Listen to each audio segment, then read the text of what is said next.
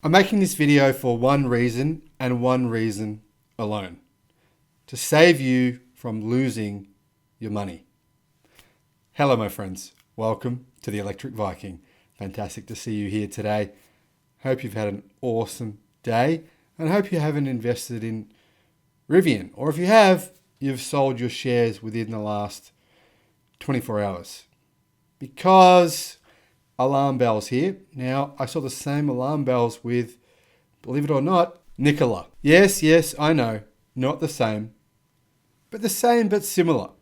Nikola was massively overhyped, which is exactly what's happened right now with Rivian.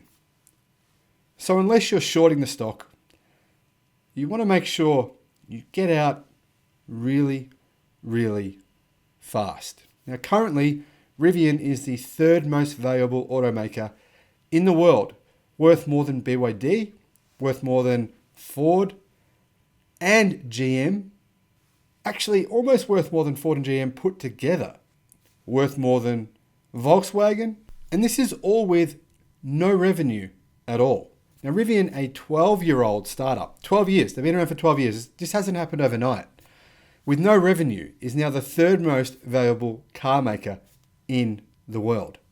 The electric vehicle maker has been public for 1 week, but its share price has more than doubled in that time, valuing Rivian at more than $140 billion. In fact, at closing at $145 billion, just ahead of Volkswagen at $139 billion, and in third place behind Toyota at around $300 billion, and Tesla at $1 trillion.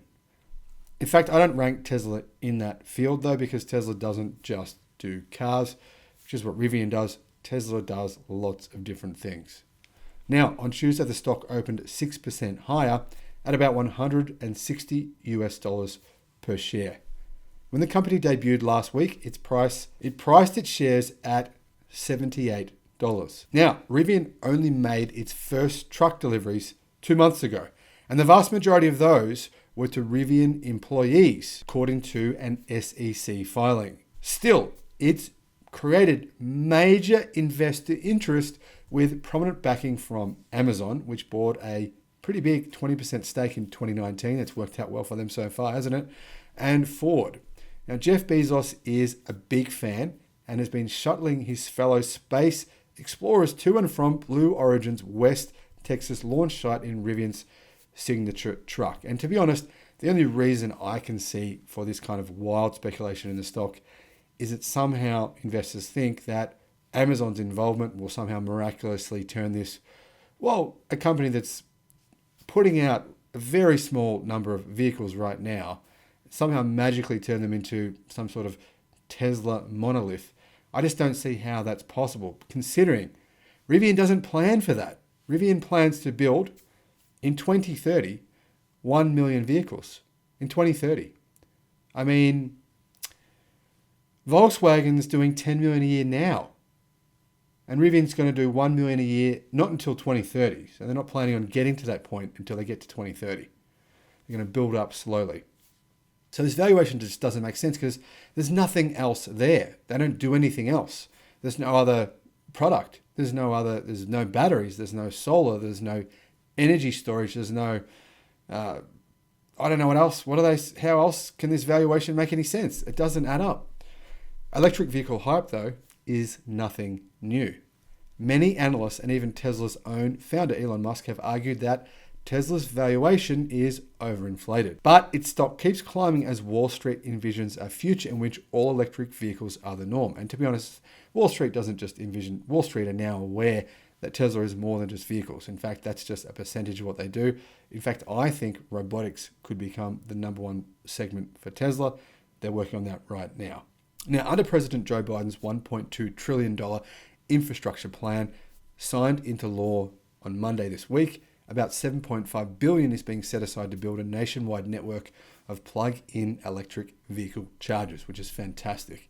Investors who may have missed out on Tesla a decade ago aren't keen to miss out on another hot EV pioneer, but they'd be much better investing in Tesla right now, considering, well, Tesla actually does make a profit. Rivian has never done that and isn't likely to do that for at least 3 years.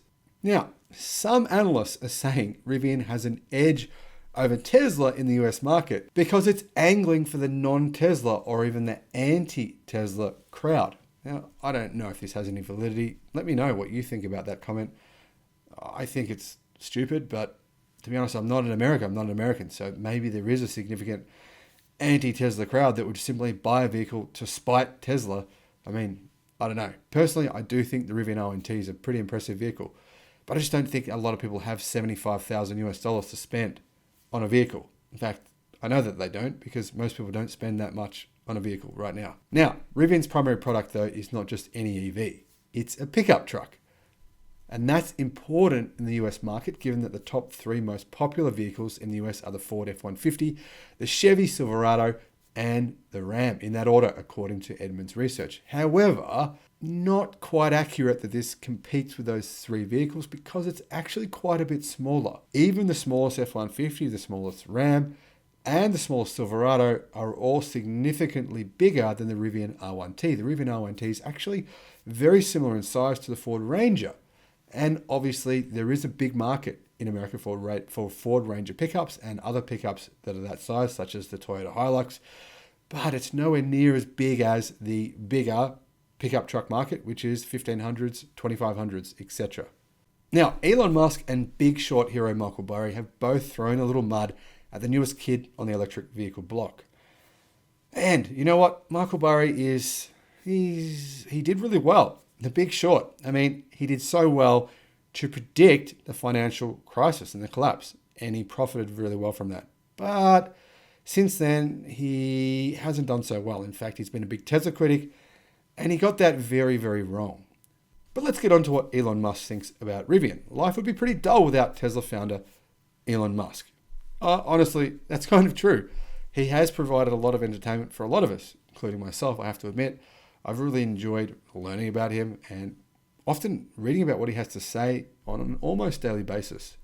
In the last week, he's held a bizarre Twitter poll about whether he should sell 10% of his Tesla stock.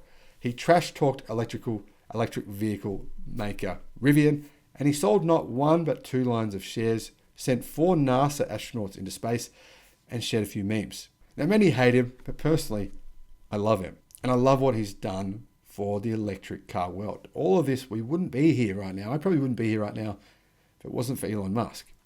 As the weekend arrived and Musk appeared to draw breath, at least judging from his Twitter account, the billionaire's shares in Tesla were worth US $7 billion, less than they were a few days ago. The stock was down 15% after worst week in 20 months. However, it's almost doubled in price over the last 12 months. Meanwhile, Rivian became the biggest and the hottest IPO in the world, with shares soaring 66% in 2 days to give it a market value of US $145 billion, making it the third most valuable automaker in the world. Now, the irony is Ford, who are worth less than half now of what Rivian are worth, actually own 12% of Rivian. So that means Ford's stake in Rivian right now is actually worth a quarter of Ford's current market value. That's insane. Now, Rivian actually technically ended last week with the extraordinary title of the most valuable car company on Wall Street with no revenue, having deposed another electric vehicle maker, Lucid Motors, for that crown.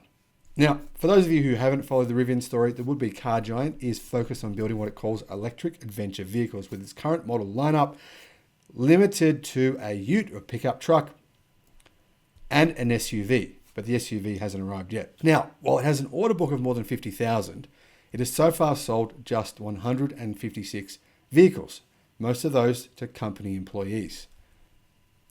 Now, in addition to that, Rivian has a contract with Amazon, which owns 20% of the group, to knock out 100,000 electric delivery trucks. Now, Elon pointed out that Rivian has a long way to go, and I made a video about that just a few days ago. I'll put a link in the description to that video. He said, I hope they're able to achieve high production and break-even cash flow. That is the true test. And to be fair, Rivian, well, they've actually existed for as long as Tesla, almost, nearly. 12 years. And yep, along that way, they have made a lot of losses, and they haven't been criticized for those at all by mainstream media, which is strange considering Tesla has been incredibly criticized massively over that period of time.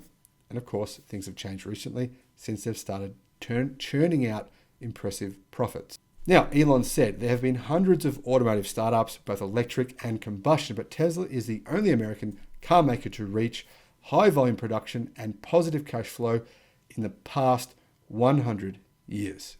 Musk speaks from experience here.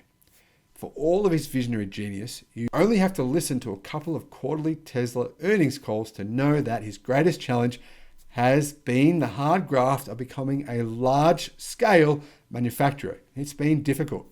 It's hugely complex, as he has said many times, and obviously much slower than Musk's worst fears. There's no doubt, as Rivian founder and CEO RJ Scaringe says, building a clean sheet EV maker gives Rivian huge advantages over the legacy car groups trying to pivot to electric vehicles. While that is true, there are, of course, disadvantages. For example, they've only built 156 vehicles so far. Mass manufacture is extremely difficult. And perhaps Tesla's pioneering work will make life easier for Scaringe. It certainly is entering the market at a time when technology development, especially around batteries, is moving really, really fast. But Musk is right. A big IPO pop does not guarantee any sort of success. And this one has, well, it's gotten out of hand. Michael Burry, famous for being a star of the Michael Lewis GFC classic, The Big Short, didn't think much of Rivian's big debut. More speculation than the 1920s, more overvaluation than the 1990s, more geopolitical strife than the 1970s, he said in a now deleted tweet. He's got a habit of quickly erasing his thoughts. Don't know why. That linked to a Wall Street Journal article describing Rivian as a government unicorn because its rise has been built on government stimulus checks pouring into the share market and subsidies for electric vehicle manufacturers, which won't end anytime soon, so that's really besides the point. These subsidies, though, irk Burry, who replied to Musk's tweet about Rivian's true test by responding, "No, at Elon Musk, the true test is achieving that without massive government and electricity subsidies on the backs of taxpayers who don't own your cars." Yep, he deleted that tweet too. Now, obviously, Burry's wrong when it comes to Tesla. Currently, right now, Burry hasn't done much research about what's going on in the US auto market because he's clearly not aware that, well, for quite a long time now, Tesla's vehicles don't receive any tax credit whatsoever in America, whereas everyone else's do. Even car manufacturers from Europe, they get the tax credit. Car manufacturers from Japan, they get it too. But Tesla does not. Maybe he should direct some of his ire that he clearly has for Tesla at the US government, who has made those policies. Fortunately, that's about to change soon. Now, Burry obviously has form with Musk and Tesla, and has previously suggested that Tesla, which has an eye-watering market value of US $1 trillion, could fall 90% as Amazon did back in the dot-com crash, which is absolutely ludicrous. I think it's possible it could fall 50%, possible. Extremely unlikely, but it's definitely possible. 90%, that's just obviously madness. Nevertheless, he does make two good points.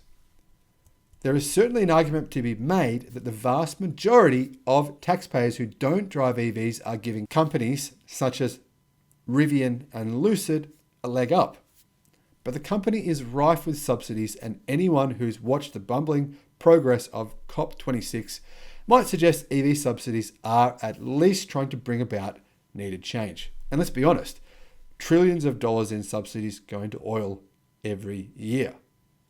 So the amount of subsidies actually going into electric cars is pretty minuscule in comparison. Of course, Burry conveniently has ignored that fact. Now, Burry is on firmer ground questioning the level of speculation that has sent Rivian stock so high in the last few days, And I have to say, Tesla shares up more than 1,000% since the start of 2020, it should be pointed out. And Lucid, of course, who now have a valuation of more than Ford, more than General Motors. In fact, they are now one of the world's most valuable automotive companies. And to be honest, they haven't done a lot. Although, video coming soon on Motor Trend awarding them the Car of the Year. That's impressive. Now, while pure play EV companies are in a much stronger position than legacy car makers trying to pivot to EVs, well, in some ways they are, in some ways they're not. Rivian faces a long and difficult road to just breaking even, let alone achieving profitability. There is no shortage of startups trying to do a Tesla, but for now, that's all they are, startups. Right now, Rivian's valuation is absurd, and it's only a matter of time before some kind of correction will happen and many people will lose a lot of money. Obviously, I don't want you to be one of those, and that's part of the reason I have this channel, to help people invest in ways that make long-term sense. Right now, this just doesn't. Thanks for watching the channel. Thanks for subscribing and liking. Let me know in the comment section below. Do you agree with me? Do you disagree? Should Rivian be the third most valuable company in the world right now? Does that make sense to you? Should they be worth more than BYD, who are the third largest battery company in the world and sell, well, they just sold 80,000 electric vehicles last month in China alone? Does that make sense? Let me know in the comment section below. I want to know what you think. Thanks again, and I'll see you in the next one. Bye-bye.